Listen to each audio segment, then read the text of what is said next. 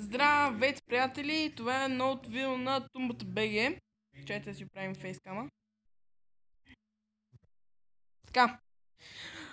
В това видео ще ви покажа един човек, който просто си ровичках из YouTube да си гледам някакви клипчета.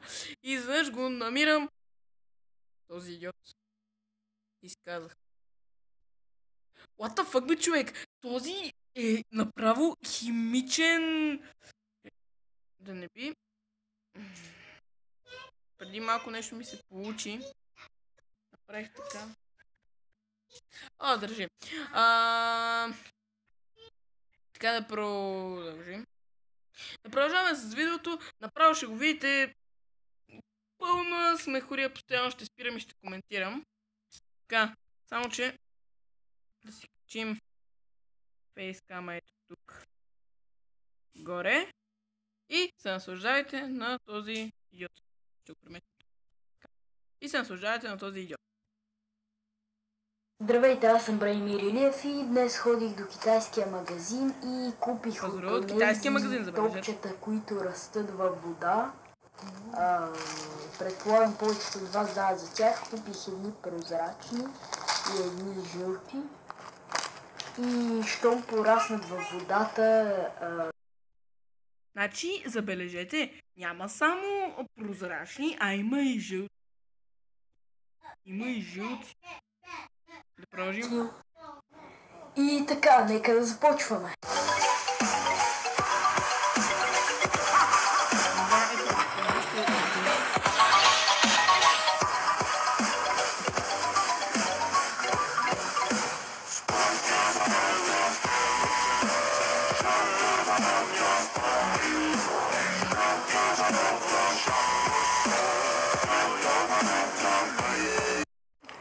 Така, тук ще сложа прозрачните, а тук ще сложа жълтите. Стига, бе, жив да бях.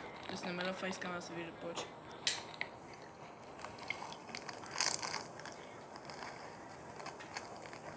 Как ги? И сега ще изчакам докато станат големи топчетата.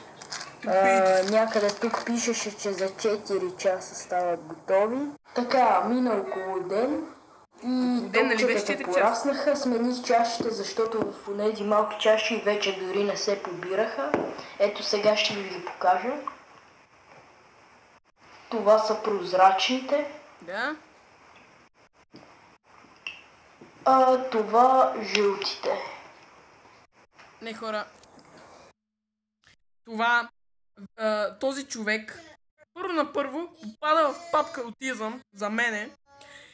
Защото като видите нататък видеото, ще ви се пръсне черепа колко е редко тъп. И второто казва ненужни неща.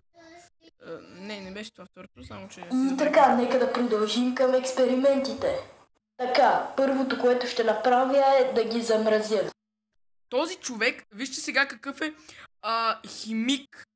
Той е химик, вижте сега какви експерименти ще прави и какъв напредък ще отбележи за химията и наука. Само гледайте. Второто, което ще направя е да ги нагрея. Така, тъй като се нагря, е време да сложим нашите топчета. Да, слагаме топчетата.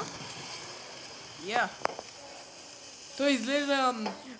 За сега не става нищо интересно. Тигана му е като моя и изглежда сякаш си пържи омлет, нали, с тия топчета, само като мен е така стреса... Съжалявам, че ръцете ми треперят толкова. Това вече стоят тук около 5 минути и нищо не се получава. Така че просто ще ги махам, защото няма смисъл да чакам повече. Значи едни топчета, като ги нагреете... Така, жалко, че нищо не се получава. Този, виждате ли какъв химик е? Той трябва да го пишат в учебниците по химия за 11 клас, братче. Защото аз не знаех, че като сложиш стъклени топчета и ги нагрееш, на тех нищо няма да им стане. Аз това не го знаех лично. Трябва да го има в учебниците по химия. Учи, но пък през това време се замразяваха другите тези топчета. Вижте сега другия опит, той е още по-полезен. Така, стоят тук от около 10 минути и вече има някаква промяна. Ето, напукали са се някакси. Сериозно ли? И ще изчакам още някое време и ще ги извадя и ще ви ги покажа. И така, докато гледах как се замразяват топчетата, ми дойде друга идея на ум. Защо да не ги сваря? И сега ще ги сваря и ще видим какво ще се получи. Дано има някакъв ефект. Така, когато водата вече кипна, мога да сложа нашите топчета. Налих малко вода, защото колко вода им трябва на няколко такива топчета. Да ги нагреш, нали? А ядрен химик, казвам. И така, отново никаква промяна. Вариха се някое време и не виждам никаква промяна, освен че са станали малко по-топли. Така вече извадих замразените топчета. От тях се получи ето това. Ето това, да. Ето това се получи от тях. Те просто са твърди и нищо повече, просто малко са се напукали. Ще изчакам да се размразят и ще видим какво ще стане с тях. Да. И ето вече са размразени и не стана нищо с тях. Виждате ли, бе, това е ядрен химик. На каша. Това е ядрен химик. Значи, аз това, не знам за вас, ама аз не го знам. Аз не го знам това. Вижте, значи замразяваме топчетата, после ги вадим, те се размразят и изведнъж те са станали на каша. Даже не е кашата. Значи аз ви казвам, това е ядрен химик, трябва да го вземат у АЕЦ Козлодуй. Няма начин. И загубиха всичките си свойства.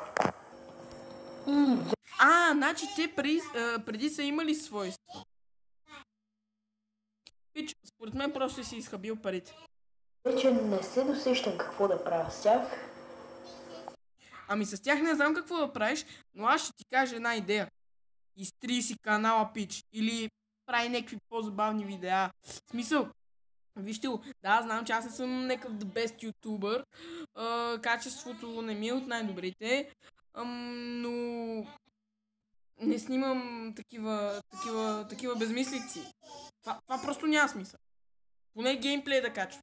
Той прави само някакви скапани влогчета. Вижте как се казва клипа. Какво е това? Това са топчета, бе, човек. Топчета, нищо повече. Всеки седно нещо. Ще си треш канала, верно? Сте чували за тези антистресови играчки, които просто стискаш и уж трябва да ти падне стреса и те са пълни с нещо, не знам какво. Папка аутизъм. Това пълно нещо, това е пясък или брашно. Аз мисля, че съм имал такива. Някъде втори клас много се стресирах. Митко. Спирам видеото за малко, спирам! Извинете, тук имаме леки проблемчета с обстановката ни и да продължиме с този идиот. Ядрен химик. Бях видял един ютубър, руски ютубър, който напълни цял балон с ето такива. Извинете, забравя да се доизкажа. Значи във втори клас май съм си играл с такива стрес топки, защото аз нещо ме стресираха постоянно вкъщи, в училище. Малкият ми брат беше на 2 години, знаете. Значи като са на 2 години, децата са ужасно бурни и си игра с такива топки, постоянно си изтисках. И веднъж си спуках една и мисля, че беше с брашно или с пясък. Но да продължим към ядрения химик. АЕЦ Козлодуй, работник АЕЦ Козлодуй. И мисля да направя същото, само че ще ги напълня в това. Сигурно се чуете защо не е балон, просто у нас нямам балон, имам само това. Значи няма балон. Защо просто не си е купил балон, ами ще ползва презерватив за Бога? Кой идиот ползва презерватив вместо балон? Ай, моля се. Стига подигравки с YouTube. Значи, пич, да си парите да вземеш някакви тъпи топчета, които просто стават големи и нищо не правят. И правят някаква магийка, разтворяват се във вода, стават големи, въй. Не можеш да отидеш до Kaufland, има едни супер ефтини балони и да купиш един. Пич, аз така, ти си точно за АЕЦ Козлодуй. И така. Също така намерих как да го напълним, защото просто да ги пъхна вътре ще е много трудно. Просто ще напълня тази бутилка. Кажете в коментарите, аз ли съм единственият български ютубър, който се занимава с подобни глупости? Жив да не бях. Той осъзна какво прави. Това са глупости. Жив да не бях. И на отговор на въпросите, да, ти си единствения ютубър, който прави подобни глупости. Дай subscribe, папка Аутизъм. Ето това най-накрая ми се получи. Наистина е много приятно да го мачкаш и изобщо да го държиш в ръцете си. Имам чувството, че с балон нямаш... Хора, този направо е най-великият ютубър. Това е новия PewDiePie, брат. Значи, този презерватив го напълнил с топче. Аз забравя да се доизкажа между другото. Забравих си мисълта, не съм забравя да се доизкажа. Да стане толкова, тъй като самият презерватив е по-тънък от балона. Така да... Да. Исках да кажа, че този човек направо е отишъл в 2500-ната. Вижте какво изобретение направил. Не стига, че има такива стрес топки, които може да си изтискаш. Той измислил и това. Вижте как си го стиска, как си го... Това е найс. Антистресово. Ако това видео набере 100 лайка в YouTube... Аз да ви кажа, набрало е 100 лайка, мързи ме да смалявам и да показвам, но аз, ако можех да го хейтна не 100, а 1000 пъти, тя го хейтна 1000 пъти, но мога да го хейтна веднъж. Ще бъде гайн.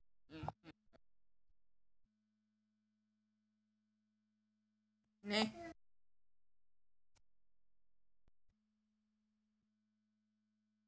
Аз ще направя просто огромен антистрес от много такива топчета. И това беше всичко от мен. Надявам се клипа ви е харесал и чао! Значи да обобщим. Това са едни топчета, които се надуват във вода и ги измислил този ядрен химик тук, който трябва да отиде в АЕЦ Козлодуй и също така по път на там да се отбие в папка Аутизъм. Добре, за вас бях Тумата БЕ. Може би ще продължавам да правя кефа с някакви такива тъпи качвания на някакви такива малумни ютубъри. И така, за вас бях Тумата БГ, лекнете видеото, ако ви е харесало, абонирайте се, ако още не сте го направили и чао! До нови срещи!